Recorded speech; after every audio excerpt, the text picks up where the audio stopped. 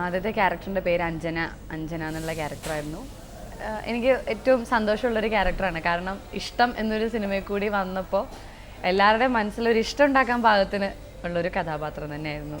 പിന്നെ എൻ്റെ ക്യാരക്ടറായിട്ടൊരു ബന്ധവുമില്ലാത്ത ഒരു കഥാപാത്രമായിരുന്നു അത്. പക്ഷെ എന്നിട്ടും ആർക്കും മുഷിപ്പില്ലാത്ത രീതിയിൽ അവതരിപ്പിക്കാൻ എല്ലാവരുടെയും സഹായം കൊണ്ട് കഴിഞ്ഞു. അപ്പോൾ തീർച്ചയായിട്ടും അതൊരു ഭാഗ്യമാണ്. അപ്പോൾ ഏറ്റവും എന്നെ കൊണ്ടുവന്ന ക്യാരക്ടറല്ലേ, അത് സക്സസ് ആയിരുന്നു. ആ സിനിമയും വലിയ സക്സസ് ആയിരുന്നു. അപ്പോൾ തീർച്ചയായിട്ടും എനിക്ക് ഏറ്റവും ഇഷ്ടപ്പെട്ട കഥാപാത്രങ്ങളിൽ അതുണ്ട് എന്നുള്ളതിലൊരു സംശയമില്ല. എനിക്ക് ഡബ് ചെയ്യണം എന്നുള്ളൊരു ധാരണയൊന്നുമില്ല, എന്നോട് പറഞ്ഞിട്ടുണ്ടായിരുന്നില്ല. ഷൂട്ടിംഗ് എല്ലാം കഴിഞ്ഞ് ഈ എല്ലാവരും ഡബ് ചെയ്യാനിങ്ങനെ ഓരോരുത്തരായിട്ട് വന്നുകൊണ്ടിരിക്കുമ്പോൾ പലരും അവിടെ ചോദിച്ചു ഇത് ഡബ് ചെയ്തിരിക്കുന്നത് മഞ്ജു വാര്യരാണോ എന്ന് ചോദിച്ചു. അപ്പോൾ അവർ പറഞ്ഞു അല്ല, ഡബ് ചെയ്തിട്ടേ ഇല്ല, അത് പൈലറ്റാണ്, ആ കുട്ടി സംസാരിച്ചിരിക്കുന്നതാണെന്ന് പറഞ്ഞു. അപ്പോൾ പറഞ്ഞു അല്ലല്ല, ദിലീപിൻ്റെ സിനിമ ആയതുകൊണ്ട് ചിലപ്പോൾ മഞ്ജുവിനെ കൊണ്ട് ഡബ് ചെയ്യിച്ചായിരിക്കും, വെറുതെ നുണ പറയണ്ടെന്നൊക്കെ പറഞ്ഞു. അപ്പോൾ എല്ലാവർക്കും എന്തോ ഒരു ശബ്ദത്തിനൊരു സിമിലാരിറ്റി തോന്നിയെന്നാണ് പറഞ്ഞത്. അപ്പോൾ അങ്ങനെ സിബിയങ്ങൾ ഒരു ദിവസം വിളിച്ച് പറയായിരുന്നു ഇങ്ങനെ ശബ്ദം എല്ലാവർക്കും. പക്ഷെ ശരിക്കും എൻ്റെ ശബ്ദം എന്ന് പറഞ്ഞാൽ ഒരു ആൺകുട്ടികളുടെ ശബ്ദം പോലത്തെ ശബ്ദമായിരുന്നു. അപ്പോൾ എനിക്കൊരിക്കലും പ്രതീക്ഷ ഉണ്ടായിരുന്നില്ല ഡബ് ചെയ്യാൻ പറ്റുന്നൊന്നും. പക്ഷേ വിളിച്ചിട്ട് ഇങ്ങനെ ഡബ് ചെയ്യുന്നതിനെക്കുറിച്ച് പറഞ്ഞു. അപ്പം എനിക്കിതിനെക്കുറിച്ചൊന്നും അറിയാത്തതുകൊണ്ട് തന്നെ ഒരു പേടിയുണ്ടായിരുന്നില്ല. വളരെ ലേറ്റായിട്ടാണ് തിരക്കഥയൊക്കെ വായിച്ചത്. കാരണം മലയാളത്തിൽ അങ്ങനെ ഒരു സിസ്റ്റം ഇപ്പം വന്നിട്ടുണ്ടോയെന്ന് അറിയില്ല, ഞാനുള്ള കാലം വരെ അങ്ങനെ ഉണ്ടായിരുന്നില്ല. നമ്മളോട് വിളിച്ച് പറയും നവ്യ അങ്ങനെ ഒരു പടമുണ്ട്, കഥ പറയാൻ. ഇപ്പോൾ രഞ്ജേട്ടനാണെങ്കിൽ രഞ്ജേട്ടൻ വിളിക്കും, അല്ലെങ്കിൽ പള്ളേട്ടൻ വിളിക്കും, അല്ലെങ്കിൽ ആരെന്ന് വെച്ചാൽ ബെന്നി ചേട്ടനാണെങ്കിൽ ബെന്നി ചേട്ടൻ വിളിക്കും. അങ്ങനെ പറഞ്ഞിട്ട് വിളിക്കും, സംസാരിക്കും. അല്ലെങ്കിൽ ഏതെങ്കിലും ലൊക്കേഷനിൽ വന്ന് ചിലപ്പം ഫോണിൽ കൂടെ ആയിരിക്കും പലപ്പോഴും കഥ പറയുക. ചിലപ്പോൾ ലൊക്കേഷനിൽ അവർ ഉണ്ടെങ്കിൽ അവർ വന്ന് പറയും. ഹീറോസിനെയൊക്കെ കാണാൻ വേണ്ടി വരികയാണെങ്കിൽ അപ്പോൾ നമ്മളവിടെ ഉണ്ടെങ്കിൽ നമ്മളോട് കഥ പറയും. അല്ലെ നമ്മളെ ഡേറ്റ് ചോദിക്കാൻ വേണ്ടി വരുന്ന സമയത്ത് കഥ അങ്ങനെ അങ്ങോട്ട് പറഞ്ഞു പോകുമായിരുന്നു. ഫസ്റ്റ് സോങ് ഇഷ്ടത്തിലത് ചഞ്ചല ദ്രുതപഥ താളം എന്ന് പറഞ്ഞിട്ടൊരു പാട്ടായിരുന്നു ആദ്യമായിട്ട് ഷൂട്ട് ചെയ്തത്. അത് ഓളപ്പമണ്ണ മനയിലായിരുന്നു. എനിക്ക് ഒരു പാടും ഉണ്ടായിരുന്നില്ല, കാരണം എല്ലാം ക്ലാസിക്കൽ മൂവ്മെൻറ്റ്സ് ആയിരുന്നു. ഞാൻ ക്ലാസിക്കൽ ഡാൻസർ ആയതുകൊണ്ട് എനിക്കൊരു ബുദ്ധിമുട്ടും ഷൂട്ട് ചെയ്യുന്ന സമയത്ത് തോന്നിയില്ല. ശരിക്കും മാസ്റ്റർ നിൽക്കും, നമ്മളോട് മുമ്പിൽ നിന്ന് കളിക്കാൻ പറയും, ഞാൻ ആ മാസ്റ്റർ ചെയ്യണമായി തന്നെ റിപ്പീറ്റ് ചെയ്യും.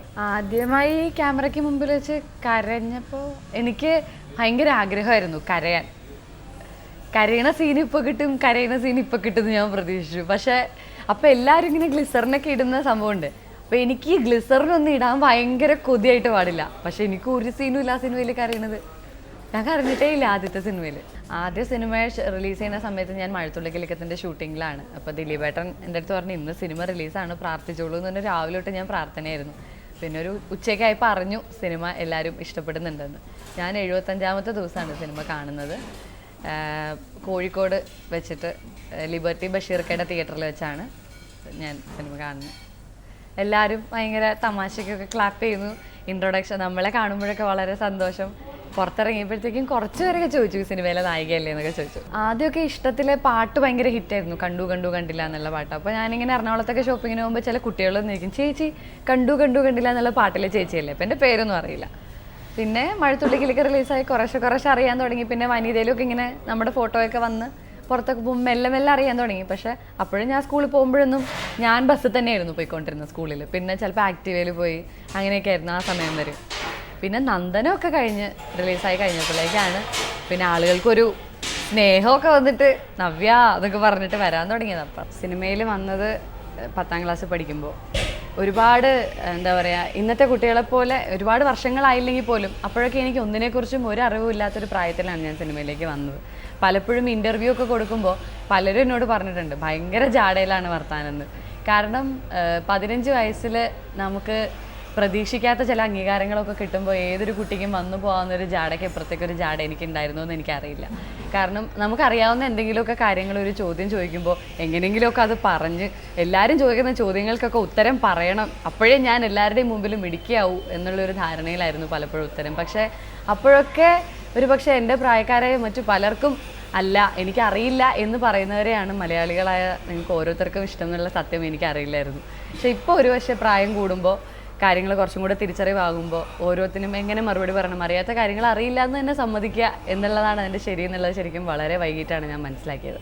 പക്ഷേ എൻ്റെ എത്ര അഹങ്കാരമുള്ള ഇൻ്റർവ്യൂ കണ്ടിട്ടുണ്ടെങ്കിലും എന്തൊക്കെ സംഭവിച്ചിട്ടുണ്ടെങ്കിലും എന്നെ ഹൃദയത്തോട് ചേർത്ത് പിടിച്ച് നിങ്ങളുടെ ഒക്കെ അനിയത്തിയായിട്ടോ ചേച്ചിയായിട്ടോ മകളായിട്ടോ ഒക്കെ സ്നേഹിച്ച ഓരോ മലയാളികളോടും എനിക്ക് നന്ദി അല്ലാണ്ട് വേറെ എന്താ പറയാനുള്ളത്. ഒരുപാട് കഥാപാത്രങ്ങൾ തന്നു. ആ കഥാപാത്രങ്ങളൊക്കെ ഒരു പരിധിവരെ നന്നാക്കാൻ സാധിച്ചെന്ന് പ്രതീക്ഷിക്കുന്നു.